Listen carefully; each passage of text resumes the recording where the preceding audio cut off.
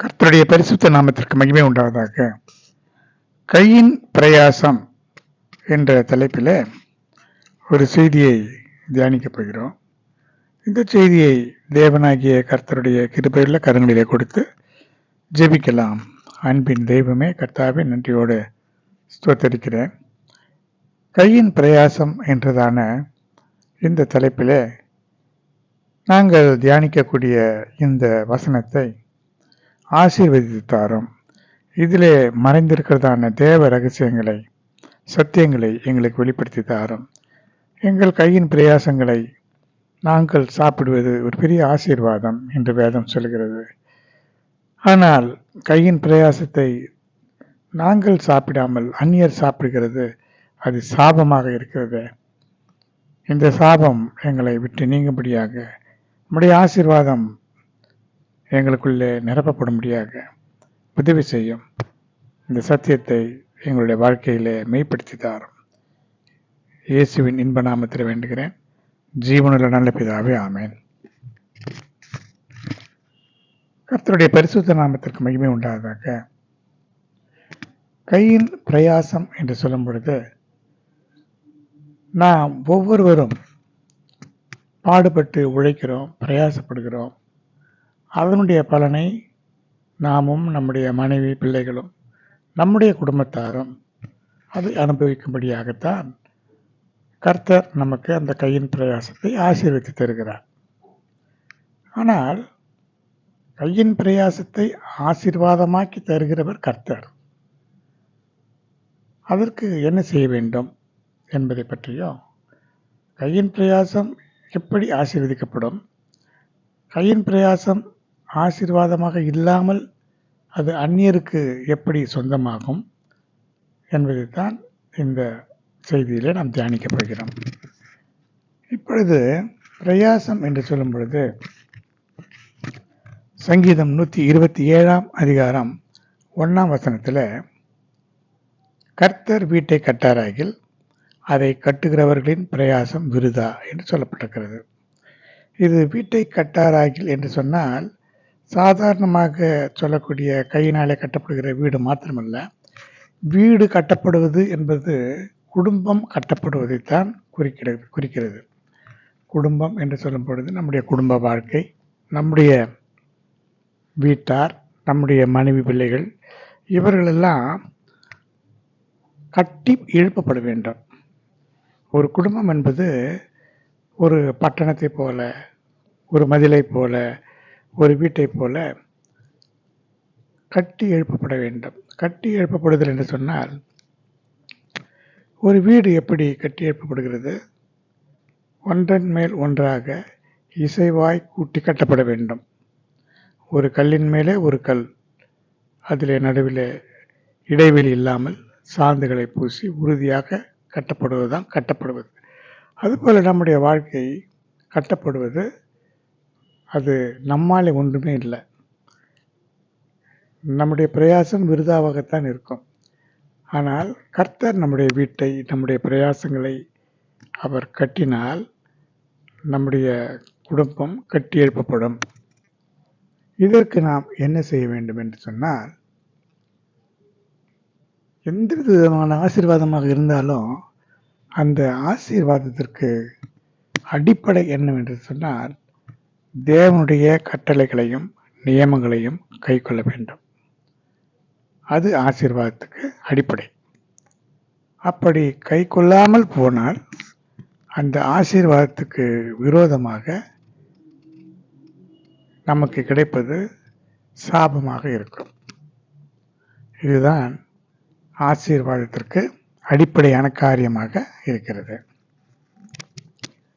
அடுத்து நீதிமொழிகள் 10 அதிகாரம் 16 நீதிமானுடைய பிரயாசம் ஜீவனையும், துன்மார்க்கனுடைய விளைவோ பாவத்தையும் பிறப்பிக்கும். நீதிமானுடைய பிரயாசம், அவனுக்குள்ளே நீதி இருக்கிறதுனாலே அவனுடைய செயல்கள், செயல்பாடுகள், பிரயாசங்கள் நித்திய ஜீவனை அவனுக்குள்ளே உண்டாக்கும். ஆனால் துன்மார்க்கனுடைய காரியங்கள், அவன் செய்கிற துன்மார்க்கத்தின் நிமித்தமாக அதன் துன்மார்க்கத்தின் விளைவு பாவம். அது பாவத்தை தான் பிறப்பிக்கும். அடுத்து நம்முடைய பிரயாசத்துக்கு ஒரு பலன் உண்டு என்று பிரசங்கி 5ஆம் அதிகாரம் 18ஆம் வசனம் கூறுகிறது. இதோ உயிரோடு இருக்கும்படி தேவன் அருளிச் செய்த நாளெல்லாம் மனுஷன் புசித்து குடித்து சூரியனுக்கு கீழே தான் படும் பிரயாசத்தின் அனைத்தின் பலனையும் அனுபவிப்பதே நலமும் உத்தமமான காரியம் என்று நான் கண்டேன். இதுவே அவன் பங்கு. அப்படியானால் உயிரோடு இருக்கிற நாளெல்லாம் மகிழ்ச்சியாக புசித்து குடித்து பிரயாசத்தின் பலன் அனைத்தையும் அனுபவிப்பது தான் இந்த உலகத்திலே அவன் பிறந்ததனுடைய நோக்கம் என்று சொல்லப்பட்டிருக்கிறது. ஆனால் அதே நேரத்தில் எந்த ஒரு காரியமாக இருந்தாலும் தேவனுடைய அனுக்கிரகம் இருந்தால்தான் நம்முடைய பிரயாசத்தை மாத்திரமல்ல, நம்முடைய பொருளை சொத்துக்களை எல்லாம் அனுபவிக்க வேண்டும் என்று சொன்னால் அதற்கு தேவன் நமக்கு அனுக்கிரகம் செய்ய வேண்டும் என்றும் பிரசங்கி புத்தகத்தில் சொல்லப்பட்டிருக்கிறது. எவ்வளவோ ஆஸ்திகள் இருந்தாலும், பணம் இருந்தாலும், பொருள் இருந்தாலும், சொத்துக்கள் இருந்தாலும் அவனவன் அதை அனுபவிக்கத்தக்க ஒரு ஸ்லாக்கியத்தை, கிருபையை, பேலனை எல்லாவற்றையும் தேவன் அவனுக்கு தர வேண்டும். அப்படி தரவில்லை என்று சொன்னால் அது அவனை விட்டு நீங்கி போகும். கர்த்தருடைய பரிசுத்த நாமத்திற்கு மகிமை உண்டாவதாக. அடுத்து ஆசீர்வாதத்துக்கு எதிரடையானது சாபம். இதற்கு ஒரு வேதத்திலிருந்து ஒரு உதாரணத்தை பார்த்தால் எரேமியா 6ஆம் அதிகாரம் 28ஆம் வசனத்தில் சொல்லப்பட்டிருக்கிறது. முரட்டாட்டமான அகங்காரிகள் தூற்றி திரிகிறவர்களுமாக இருக்கிறார்கள். அவர்கள் வெண்கலமும் இரும்புமானவர்கள். அவர்கள் கெட்டவர்கள். அதனால வட தேசத்திலிருந்து ஒரு ஜனம் வந்து அவர்களை அழிக்கும். என் ஜனமாகிய குமாரத்தியை நீ இரட்டை கட்டி கொண்டு சாம்பலிலே புரண்டு ஒரே புத்திரனுக்காக துக்கிக்கிறது போல மனம் கசந்து புலம்பு என்று சொல்லப்பட்டிருக்கிறது. இதுக்கு காரணம் என்னவென்று சொன்னால், துருத்தி வெந்து போனது, ஈயம் நெருப்பினாலே அழிந்து போனது, புடமிடுகிறனுடைய பிரயாசம் விருதாவாக போயிற்று. இதற்கு காரணம் பொல்லாப்புகள் அற்று போகவில்லை என்று எரேமியா 6ஆம் அதிகாரம் 29ஆம் வசனம் சொல்கிறது. இந்த வசனங்கள் எதை குறிக்கிறது? ஜனங்களுடைய பிரயாசம் அது விருதாவாக போய்விட்டது. காரணம் அவர்களுடைய முரட்டாட்டமான அகங்காரமான அவர்களுடைய கடின இருதயத்தை தான் இரும்பும் வெண்கலமும் என்று சொல்லப்பட்டிருக்கிறது. இப்படிப்பட்ட காரியங்கள் இருக்குமானால் அவர்களுடைய பிரயாசம் வீணாக போகும். இங்கே பாருங்க, துருத்தியே வெந்து போய்விட்டது, ஈயம் நெருப்பிலே விழுந்து எரிந்து அழிந்து போயிற்று. இப்படி புடமிடுகிறவனுடைய பிரயாசம் எல்லாம் விருதாவாக போனால் அவனால் என்ன செய்ய முடியும்? இது போலதான் சிலருடைய பிரயாசம் வீணும் விருதாவமாக போய்விடுகிறது. எவ்வளவுதான் கஷ்டப்பட்டு சம்பாதித்தாலும் அதனுடைய பலனை அவனும் அவனுடைய குடும்பத்தாரும் அவனுடைய சந்ததியாரும் அனுபவிக்க வேண்டும். இதுதான் ஆசீர்வதிக்கப்பட்ட ஒரு கையின் பிரயாசம். இல்லை என்று சொன்னால் அது அந்நியர் வசமாய் போகுமானால் அது சாபமாக போய்விடுகிறது. கர்த்தருடைய பரிசுத்த நாமத்திற்கு மகிமை உண்டாவதாக. சங்கீதம் 128ஆம் அதிகாரம் 1 முதல் இருக்கிற வசனங்களில் பார்க்கும்பொழுது, கர்த்தருக்கு பயந்து அவர் வழிகளில் நடக்கிறவன் எவனோ அவன் பாக்கியவான். அவனை பற்றிய செய்தி என்னவென்று சொன்னால், உன் கைகளின் பிரயாசத்தை நீ சாப்பிடுவாய், உனக்கு பாக்கியமும் நன்மையும் உண்டாயிருக்கும். உன் மனைவி உன் வீட்டோரங்களில் கனி தரும் திராட்சை கொடியைப் போல இருப்பாள். உன் பிள்ளைகள் உன் பந்தியைச் சுற்றிலும் ஒலிவ மரக்கன்றுகளைப் போல இருப்பார்கள். இதோ கர்த்தருக்கு பயப்படுகிற மனுஷன் இவ்விதமாக ஆசீர்வதிக்கப்படுவான். கர்த்தர் சீயோனிலிருந்து உன்னை ஆசீர்வதிப்பார். ஜீவனுள்ள நாளெல்லாம் எருசலேமின் வாழ்வை காண்பாய். உன் பிள்ளைகளின் பிள்ளைகளையும் இஸ்ரவேலுக்கு உண்டாகிற சமாதானத்தை காண்பாய் என்று சொல்லப்பட்டிருக்கிறது.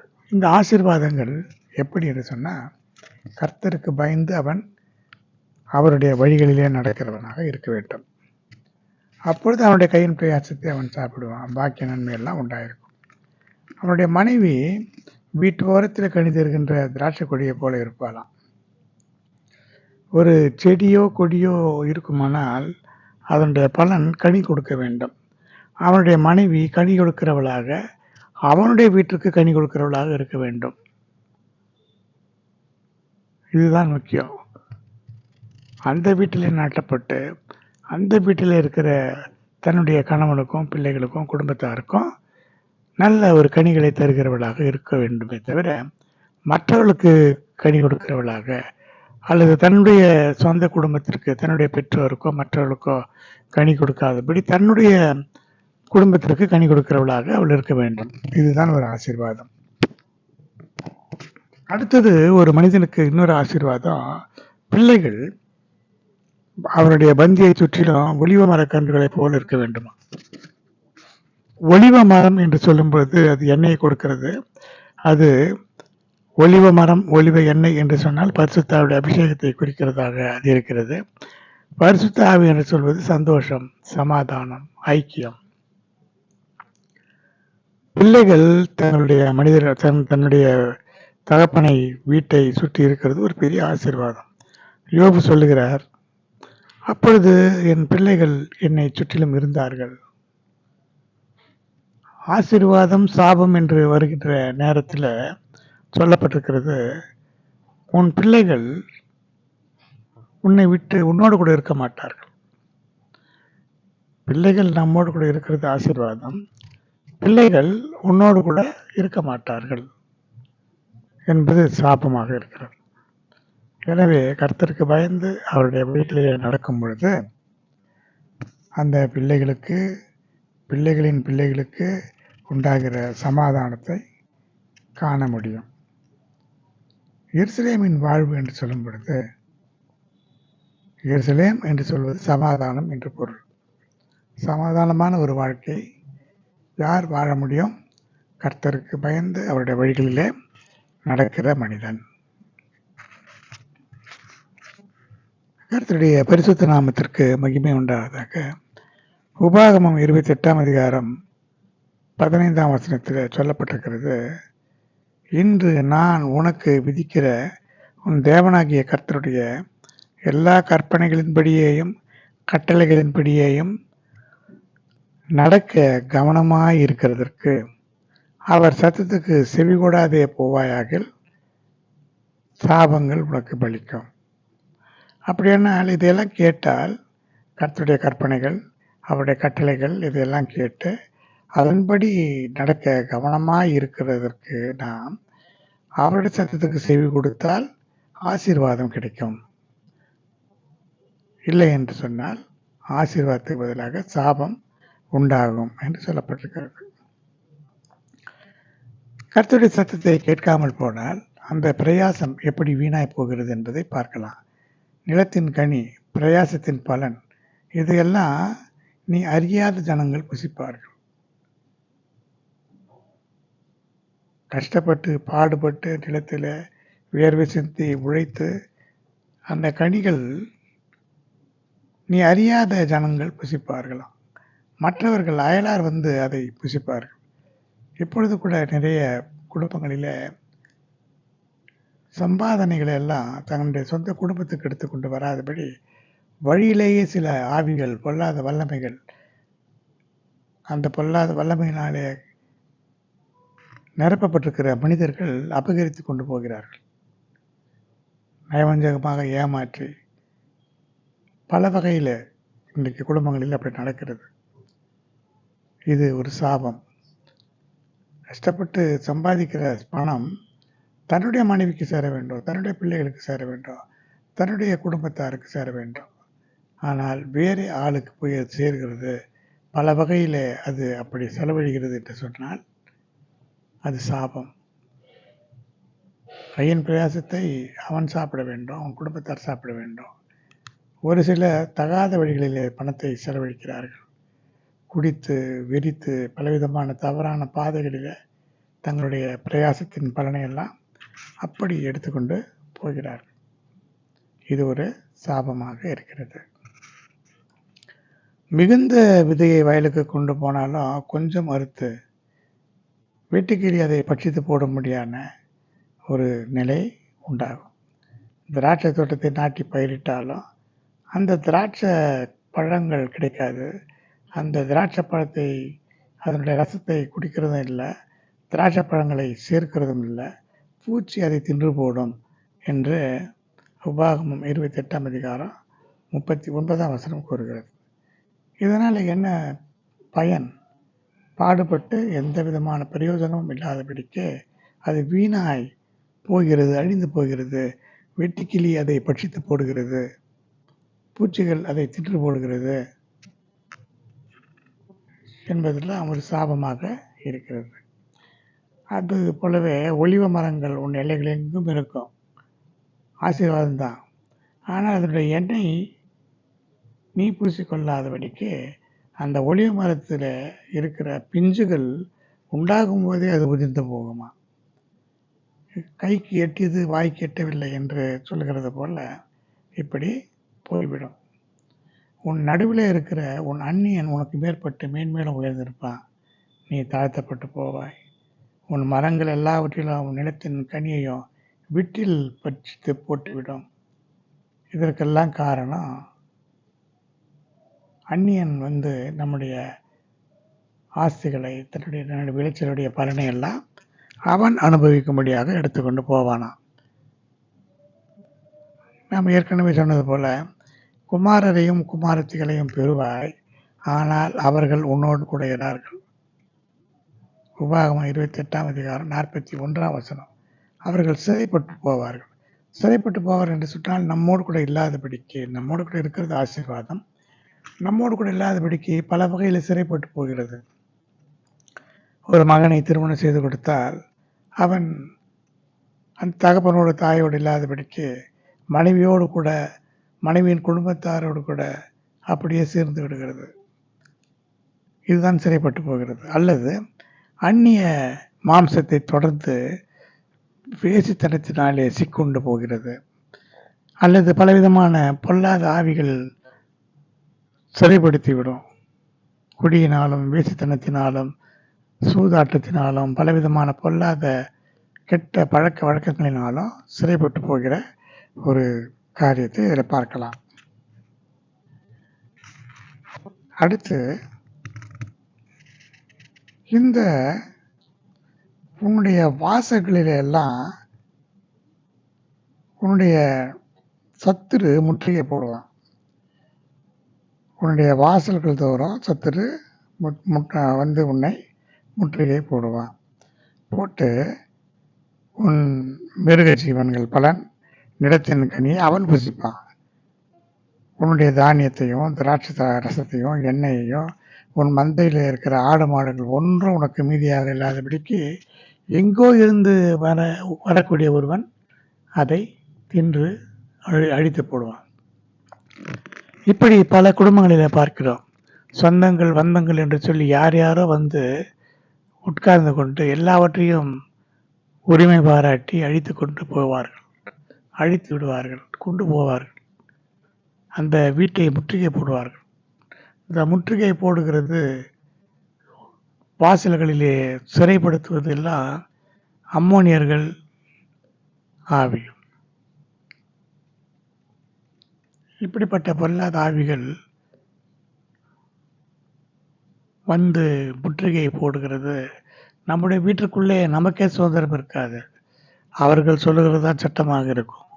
ஏதாவது ஒரு காரணத்தினாலே அவர்களை நாம் ஒன்றுமே பேச முடியாது, ஒன்றுமே சொல்ல முடியாது. ஏதாவது ஒரு சிக்கலிலே இவர்கள் மாட்டி விட்டு அதன் மூலமாக நம்மை ஆக்கிரமித்து, நம்முடைய குடும்பத்தை ஆக்கிரமித்து, குடும்பத்தின் எல்லாரையுமே அவர்கள் ஆக்கிரமித்து அவர்கள் சொல்லுகிறபடியெல்லாம் ஆட்டி படைக்கக்கூடிய ஒரு நிலையை சில குடும்பங்களிலே நாம் பார்க்கலாம். அடுத்து கர்த்தருடைய கட்டளைகளை எல்லாம் சரியான வகையிலே செய்ய கவனமாக இருந்து உண்மையாக அவருடைய சத்தத்துக்கு செவி கொடுத்தா சகல ஜாதிகளிலும் மேன்மையாக வைப்பார். உபாகமம் 28ஆம் அதிகாரம் 1ஆம் வசனம் கூறுகிறது. தேவன் என்னத்தை கேட்கிறார்? நீதியை செய்து நியாயத்தை செய்து அவர் சொற்படி கேட்டு பாவம் இல்லாமல் நீதியோடும் நியாயத்தோடும் வாழ வேண்டும் என்பதுதான் அவர் எதிர்பார்க்கிறார். ஆனால் நமக்கு அதுதான் முடியாது. ஒரு சின்ன காரியம்தான். பாவம் இல்லாமல் வாழ்வது என்பது ஒரு நல்ல காரியம். ஆனால் அதைத்தான் பிசாசு நமக்கு கொடுக்க முடியாது. அவனால் எப்படியாவது கெடுத்து விட வேண்டும் என்று சொல்லி நமக்கு விரோதமாக கிரியை செய்கிறவனாக அவன் இருப்பான். கர்த்தருடைய பரிசுத்த நாமத்திற்கு மகிமை உண்டாவதாக. நியாயாதிபதிகள் 6ஆம் அதிகாரம் 1 முதல் இருக்கிற வசனங்களை பார்க்கும்பொழுது, இஸ்ரவேல் புத்திரர் கர்த்தருடைய பார்வைக்கு பொல்லாப்பானதை செய்த பொழுது மீதியானியர் கையிலே இஸ்ரவேல் ஜனங்களை 7 வருஷம் ஒப்பு கொடுத்தாராம். ஒப்பு கொடுத்ததுனால என்ன செய்தார்கள்? மீதியானியருடைய கை இஸ்ரவேலின் மேலே பலத்தை கொண்டதுனால இஸ்ரவேல் புத்திரர் மீதியானியர் நிமித்தம் மலைகளிலே கெபிகளையும் குகைகளையும் அரணான ஸ்தலங்களையும் அடைக்கலங்களாக்கி கொண்டார்கள். ஏனென்றால் இந்த மீதியானியர் இஸ்ரவேல் ஜனங்களுடைய வீடுகளிலே முற்றுகை போட்டு விடுவார். அவர்கள் எப்படி வருவார்கள் என்று சொன்னால் கூட்டம் கூட்டமாக வருவார்கள். வெட்டுக்கிளிகளைப் போல திரளாக வருவார்கள். திரளான ஒட்டகங்களோடு வருவார்கள், கழுதைகளோடு வருவார்கள், குதிரைகளோடு வருவார்கள். அவர்கள் தொகையை எண்ணி முடியாததாக இருக்கும். அப்படியே சூழ்ந்து கொள்வார்கள். இஸ்ரவேல் ஜனங்கள் பயந்து மலைக்கும் குகைக்கும் ஓடிப்போய் அங்கே ஒளிந்து கொள்வார்கள். அவர்களுக்கு நல்ல உணவு இருக்காது. ஏனென்றால் அவர்களுடைய வீடுகளிலே இவர்கள் புகுந்து கொள்வார்கள். இப்படித்தான் சில நேரங்களிலே நம்முடைய வீடுகளிலே இந்த மீதியானி ஆவி உடைய ஜனங்கள் உற்றார் உறவினர் என்று சொல்லிக்கொண்டு உட்கார்ந்து கொண்டு நம்மையே துரத்தி விடுவார்கள். நமக்கே இருக்க முடியாது, நமக்கே உணவு இருக்காது, நாமே தங்க முடியாது. இப்படிப்பட்ட சில சூழ்நிலைகள் நமக்கு உண்டாகும். இது சாபம். ஆசீர்வாதம் என்ன தெரியுமா? நான் உன்னை ஆசீர்வதிக்கவே ஆசீர்வதித்து உன் சந்ததியை வானத்து நட்சத்திரங்களைப் போலவும் கடற்கரை மணலைப் போலவும் பெருகவே பெருக பண்ணுவேன். உன் சந்ததியார் தங்கள் சத்துருக்களின் வாசல்களை சுதந்திரித்துக் கொள்வார்கள். ஆதியாகமம் 22ஆம் அதிகாரம் 17ஆம் வசனத்தில் ஆபிரகாமுக்கு, ஈசாக்குக்கு, யாக்கோபுக்கு வரிசையாக சொல்லப்பட்ட ஆசீர்வாதம் இதுதான். சத்துருக்களுடைய வாசல்களை நாம் சுதந்திரித்துக் கொள்ள வேண்டும். இஸ்ரவேல் ஜனங்கள் எகிப்திலிருந்து வந்த பொழுது ஏற்கனவே இருந்த கானானியருடைய அந்த 7 ஆவிகள், கானானியர், ஏத்தியர், எபூசியர், கிர்காசியர், எமோரியர், இந்த ஜாதிகளெல்லாம் அங்கே இருந்தார்கள். அவர்கள் விக்கிரக ஆராதனை, வேசித்தனம் எல்லாம் செய்ததுனால அவர்களை தேசத்தை விட்டு தேவன் துரத்தி விட்டார். இஸ்ரவேல் ஜனங்களை வைத்து துரத்தினார். தேசத்தை விட்டு அவர்கள் ஓடினார்கள். கடைசியில் குளவிகளை வைத்து அது குளவிகள் துரத்தும்படியாக எத்தனையோ காரியங்கள் நடந்தது. இவர்கள் தாங்கள் கட்டாத வீடுகளிலே போய் குடியேறினார்கள். இஸ்ரவேல் ஜனங்கள் தாங்கள் விதைக்காத வயலின் தானியத்தை சாப்பிட்டார்கள். தாங்கள் நடாத திராட்சை செடியினுடைய கனிகளை புசித்தார்கள். இதுதான் ஆசீர்வாதம். யாருடையதோ இவர்களுக்கு சொந்தமாயிற்று. ஆனால் அந்த ஆசீர்வாதம் கெட்டு போய் சாபம் வரும்போது என்ன நடக்கிறது பாருங்க. இவர்களுடைய தானியங்கள், இவர்களுடைய வீடுகள், இவருடைய திராட்சை பழங்கள் எல்லாம் அந்நியர் வசமாகிறது.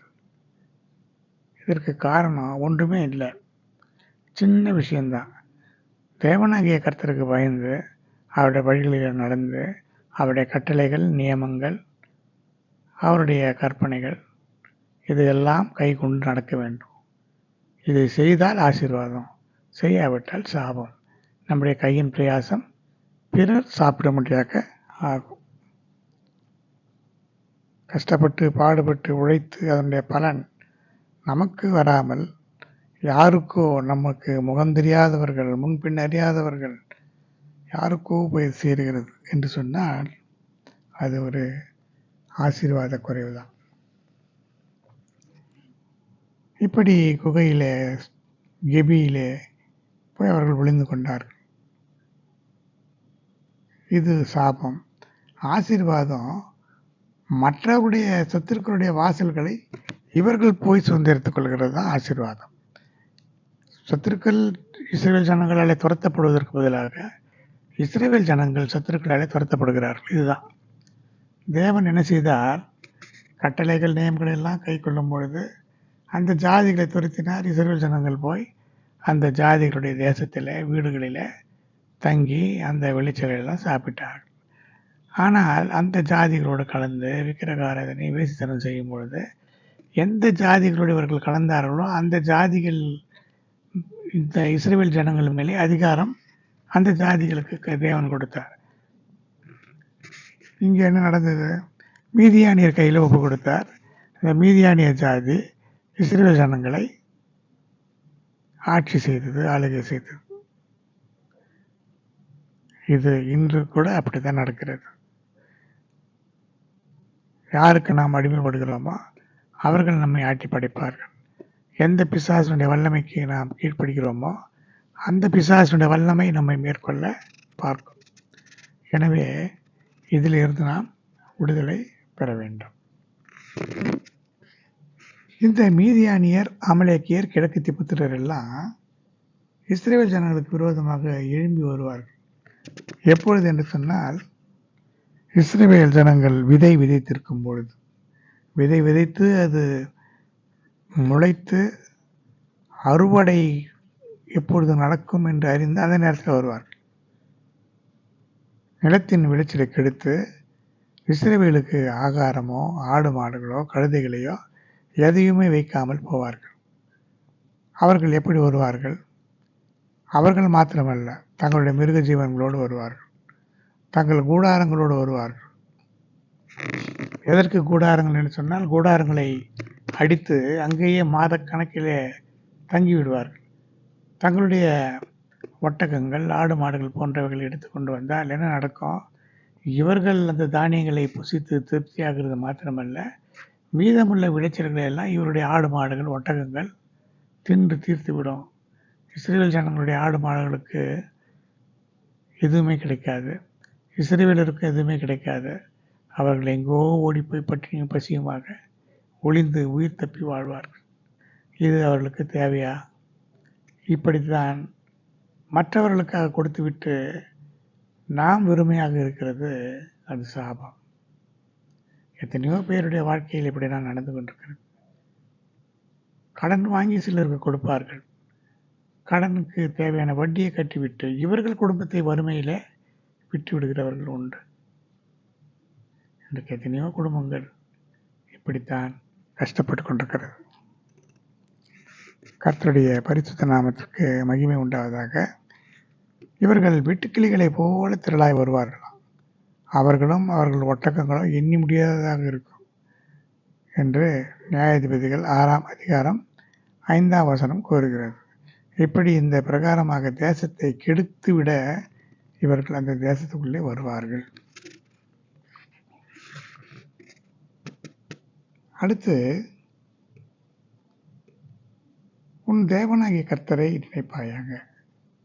அவரே உன் பிதாக்களுக்கு ஆணையிட்டு கொடுத்த தன்னுடைய உடன்படிக்கையை உறுதிப்படுத்தும்படி இந்நாளிலே உனக்கு உண்டாயிருக்கிறது போல ஐஸ்வர்யத்தை சம்பாதிக்கிறதற்கான பலனை உனக்கு கொடுக்கிறவர்.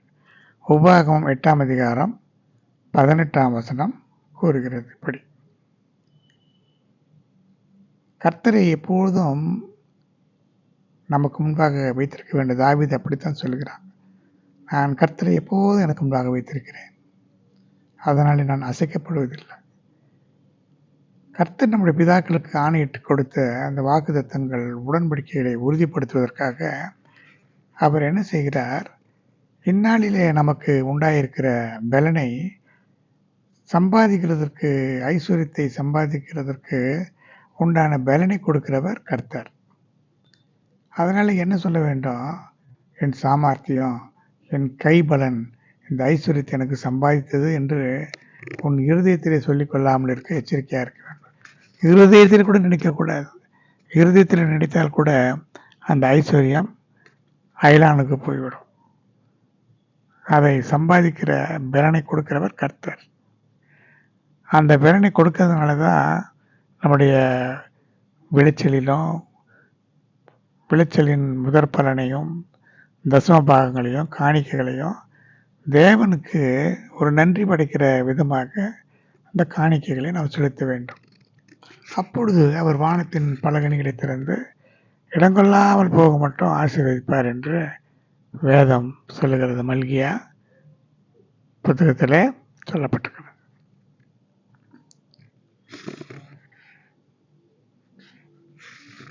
கர்த்தருடைய பரிசுத்த நாமத்திற்கு மகிமை உண்டாவதாக.